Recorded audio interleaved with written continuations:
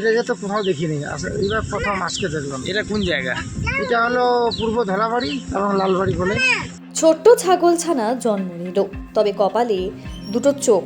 এ যেন এক বিরল ঘটনার সাক্ষী থাকলো ক্রান্তি ব্লকে। একটা ছোট কপালে। ও দুইটা আছে, মানে এক জায়গায় দুইটা বাঁচিয়েছে না? কার ছাগল? তোমারই? আচ্ছা, আচ্ছা, আচ্ছা। অবাক করার দৃশ্য, এক আজব এবং বিরল ঘটনা। ছোট্ট ছাগলছানা, কপালে তার দুটো চোখ এবং জিভটা অনেকটাই লম্বা নিয়ে জন্ম নিল। আর সেই বিরল ঘটনার কথা শুনে গ্রামবাসীরা ছুটছেন ছাগলছানা দেখতে।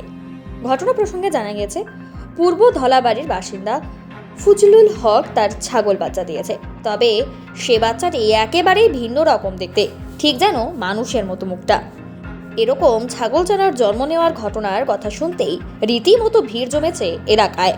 প্রত্যক্ষদর্শী মফিজুল আলম জানান, এর আগে কোনোদিন তারা এরকম দৃশ্য দেখেনি। প্রথমবার কোনো ছাগলছানার কপালে দুটো চোখ তারা দেখছে। এ ঘটনায় রীতিমতো তারা হতবাক। ছাগল বাচ্চা দিয়েছে, হ্যাঁ। একটা চোখ না দুটো চোখ আছে না একটা। কপালে? কপালে চোখ। কপালের চোখ।